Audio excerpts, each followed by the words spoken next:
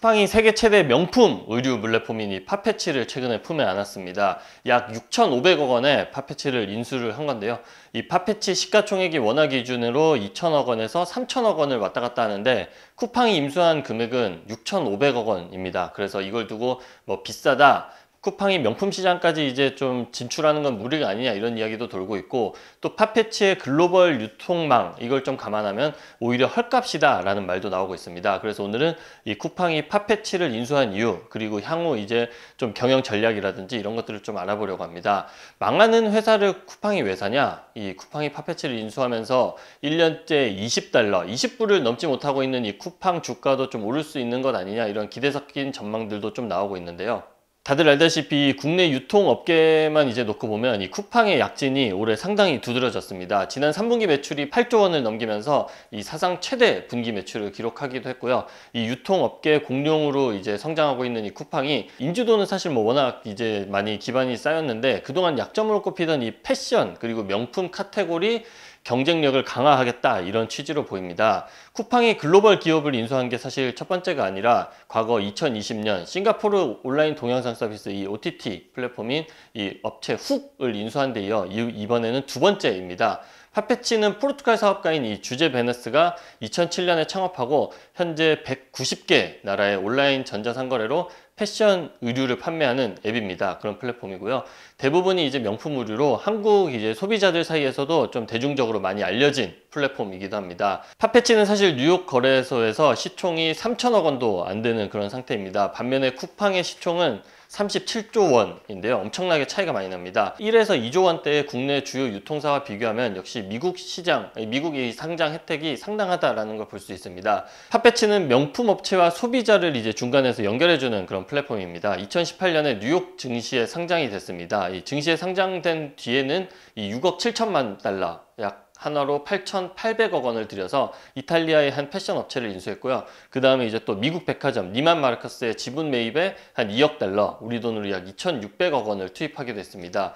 파페치 시가총액은 2021년 초에 한때 230억 달러로 30조 원에 육박하기도 했습니다. 지금의 어떻게 보면 쿠팡과 좀 비슷한 규모로 이제 많이 성장하기도 했었는데, 하지만 계속되는 이 사업난으로 인해서 현재 파페치의 기업 가치는 2억 5천만 달러, 약 3천억 원 정도로 90% 이상 내려앉은 걸 확인을 할 수 있습니다. 한때 80불에 육박했던 이 파페치의 주가도 지금은 0.5불, 0.6불 수준으로 완전히 곤두박질을 쳤습니다. 올해 안으로 뭐 5억 달러를 확보하지 못하면 이 파페치가 도산할 것이다 라는 우려도 많이 나왔는데요. 그래서 이 쿠팡이 파페치에 어떻게 보면 동아줄이 됐다라는 평가가 지금 나오고 있습니다. 쿠팡에서는 이 탁월한 운영 시스템, 그리고 이제 물류 혁신을 바탕으로 럭셔리 생태계를 이끈 이 파페치의 선도적인 역할과 결합해서 이제 전 세계 고객을 상대로 부티크 그리고 브랜드의 최고의 경험을 선사하겠다라고 밝히기도 했습니다. 다들 알다시피 한국의 이 개인 명품 지출 소비량이 어마어마한데요. 1인당 개인 명품 지출액이 전 세계 거의 최고 수준입니다. 그래서 파페치로부터 엄청난 가치를 끌어낼 수 있다라고 판단을 한 겁니다. 올해 초 그 모건 스탠리 보고서에 따르면 우리나라 소비자들이 지난해 약 21조 원 정도로 이르는 명품을 구입하면서 1인당 명품 소비 1위 국가의 버젓이 오르기도 했습니다. 그래서 쿠팡이 일반 대중을 타깃으로 한 서비스에 이제 그동안 좀 집중이 됐었다면, 이제는 본격적으로 명품 카테고리를 본격적으로 취급하겠다라고 선포한 것과 다름이 없고요. 쿠팡의 이번 인수로 인해서 쿠팡의 가진 물류 역량, 그리고 이런 것들이 결합해서 좀 어떤 시너지를 보일지가 이제 최대 관심사라고 보면 될 것 같습니다. 국내에서 전국 30개 지역 그리고 100개 이상의 물류망을 가지고 있기 때문에 이 로켓 배송 서비스를 명품 분야에 어떻게 녹여들여서 선보일지가 사업의 성패를 가를 요인 중 하나라고 또 보이기도 합니다. 그동안 쿠팡은 명품이나 패션 사업에선 두각을 전혀 드러내지 못했었는데요. 이 명품 의류에 관심 있는 소비자들은 로켓 배송도 이제부터 가능한 거냐, 쿠팡이 명품 의류를 선매입해서 로켓 배송을 해주면 좋겠다, 뭐 로켓 와우 회원이면 명품도 좀 더 싼 거냐, 이런 기대 섞인 전망도 좀 의견도 벌써부터 나오고 있는데요. 그런데 이 백화점 업계에서는 과연 이 상황을 좀 어떻게 볼까요? 이 국내 백화점 업계에서도 이 쿠팡의 파페치 인수를 아주 예의주시하고 있는 그런 분위기인데, 쿠팡의 파페치 인수가 반가울 리가 없는 건 확실하겠죠. 아무래도 백화점 내 명품 매출 비중이 보통 한 40% 정도라고 합니다. 근데 파페치가 뭐 에르메스, 루이비통, 샤넬, 흔히 말하는 이 명품 3대장 에루샤 등 이 수많은 명품 브랜드를 아우르고 있기 때문에 백화점 업계 매출이 좀 타격을 많이 받지 않을까, 이런 좀 우려들이 많이 나오고 있습니다.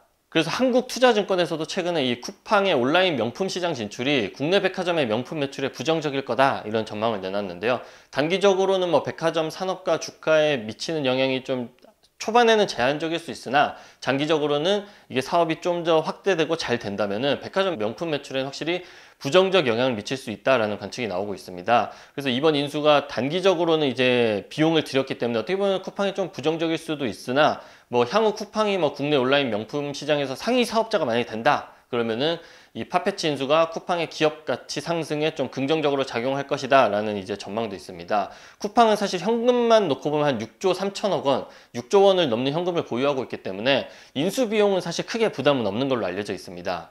하지만 또 소비자 입장에서 좀 이걸 부정적으로 바라보는 이들이 없는 것도 아닌데, 명품이 단순 판매가 아닌 이 신뢰가 뒷받침돼야 하는 좀 영역이다 보니까 모조품 논란을 자주 겪는 이 쿠팡, 스마트 스토어도 마찬가지고 이 쿠팡이 정품 인증이나 이 명품 AS 등의 좀 철저한 시스템이 구축돼야 하지 않을까, 이런 우려 섞인 얘기들도 많이 나오고 있습니다. 사실 이 명품 소비라는 게 생각해보면 이 새벽 배송을 안 해줬다고 사람들이 안 사고 뭐 이런 거는 전혀 아니지 않습니까? 그래서 경기가 안 좋으면 이 명품 시장 같은 경우에는 매출이 확 줄 수밖에 없고요. 또 이제 명품이라는 거는 소매 유통과 이 결이 완전히 좀 다른 분야이기 때문에 얼마나 먹힐 수 있을지는 한번 좀 지켜봐야 될 것 같습니다. 그런데 인수 과정에서 좀 하나 좀 지켜봐야 할 포인트가, 이번 파페치 인수를 국내 시장만을 타깃으로 한 이 제한적인 관점으로만 봐서는 안 될 것 같다라는 게 제 생각인데요. 이 국내 명품 시장을 타깃으로 했다면 이 국내 명품 온라인 회사를 저렴하게, 현재 가격이 좀 싸게 나와 있기 때문에 이런 회사들도, 온라인 회사도 저렴하게 분명 인수를 했을 수도 있습니다. 그런데 5억 달러나 주고 6,500억 원이죠. 이 돈을 주고 이제 파페치를 인수했다라는 건 그만큼 타겟 시장을 완전히 다르게 이제 놓고 보고 있다. 쿠팡에서 그렇게 보고 있다라고 봐야 할 것 같습니다.